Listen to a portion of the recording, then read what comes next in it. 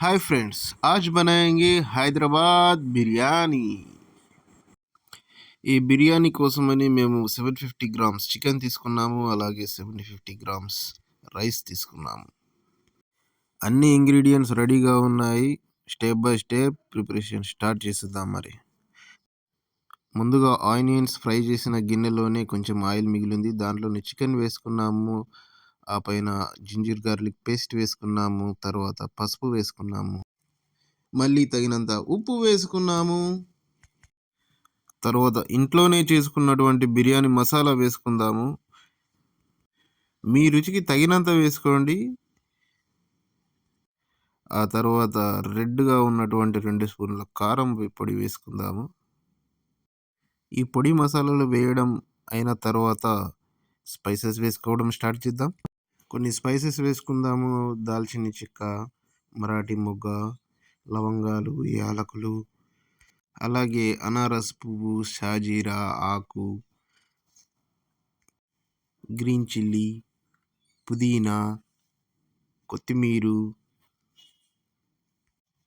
ఇలా అన్ని పదార్థాలు వేసుకొని ఈ చికెన్ని బాగా బాగా మిక్స్ చేయాలి.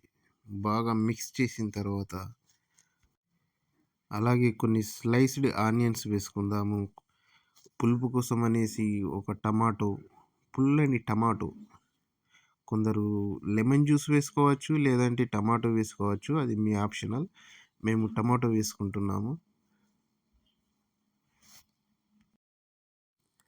అలాగే ముందుగా ఫ్రై చేసినటువంటి ఫ్రైడ్ ఆనియన్స్ కూడా కొన్ని వేసుకుందాము.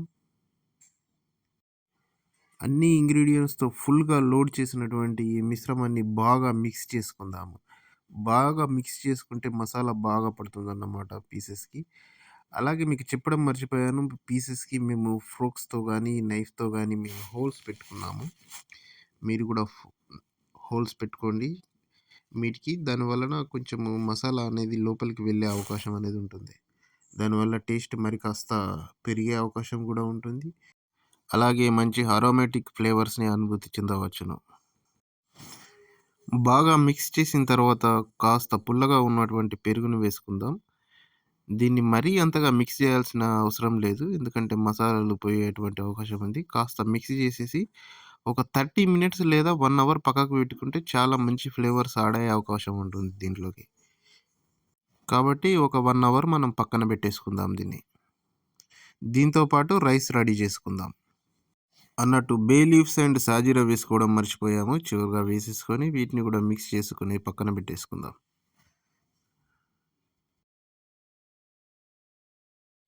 చూడండి, 750 గ్రామ్స్ చికెన్ కోసం మేము 750 గ్రామ్స్ రైస్ తీసుకున్నాము. బాగా వాష్ చేసేసి ఇలా వాష్ చేసుకోండి.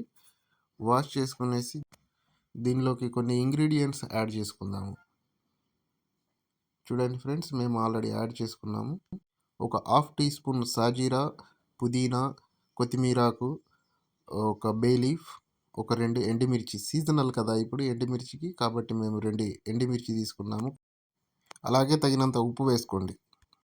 ఇలా అన్ని ఇంగ్రీడియంట్స్ మిక్స్ చేసి చికెన్ మరియు రైస్ ఒక అరగంట లేదా 1 అవర్ పక్కన పెట్టుకున్న తర్వాత 2 స్టవ్స్ ఒకేసారి ఆన్ చేసుకొని one side rice, other side చికెన్ని మనం కుక్ చేసుకోవడం స్టార్ట్ చేసుకోవాలి. ఇలా 50% కుక్ అయిన తర్వాత రైస్ మరియు చికెన్ ఒకేసారి స్టార్ట్ చేసుకొని ఒక 50% వరకు కుక్ చేసుకోవాలి. 50% కుక్ అయిన తర్వాత రైస్ అనేది మనము బిర్యానీ పైన లేయర్ లాగా వేసుకునేసి టాపింగ్స్ వేసుకునేసి దమ్ పెట్టుకుంటే సరిపోతుంది. ఆ ప్రాసెస్ కూడా చూద్దాం ఇప్పుడు.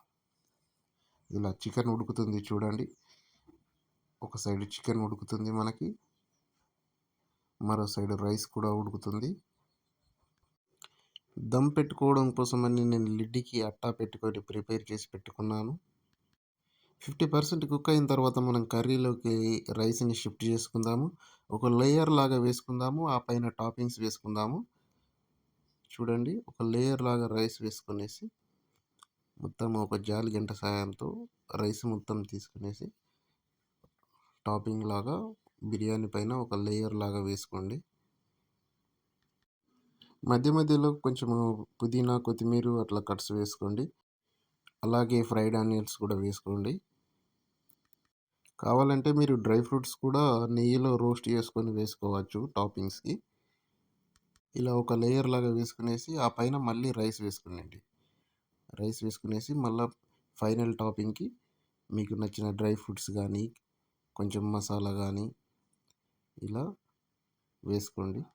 ఇలా రైస్ పైన కొంచెం మసాలా స్పర్కిల్ చేయడం వల్ల మంచి ఫ్లేవర్స్ అనేది రైస్‌కి పట్టుకోవడం జరుగుతుంది.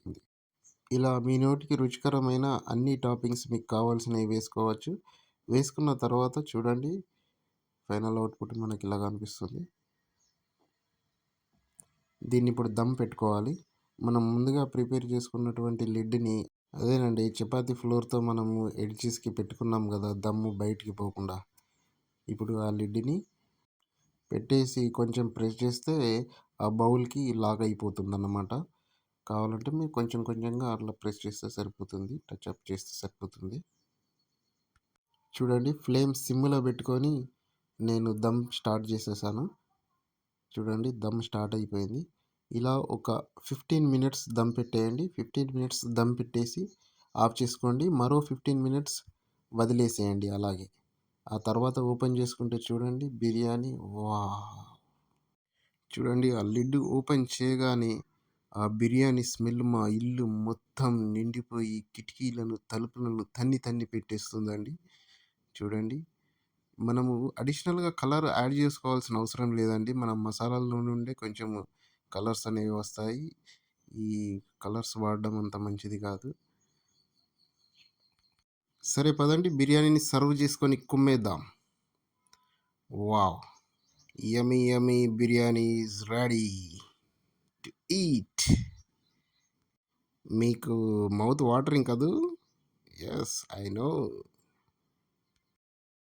సో ఫ్రెండ్స్ మన ఛానల్‌లో ఇక నుండి ఇలా కుకింగ్ వీడియోస్ వస్తూనే ఉంటాయి. Do subscribe, like and comment your opinions. Thank you for watch.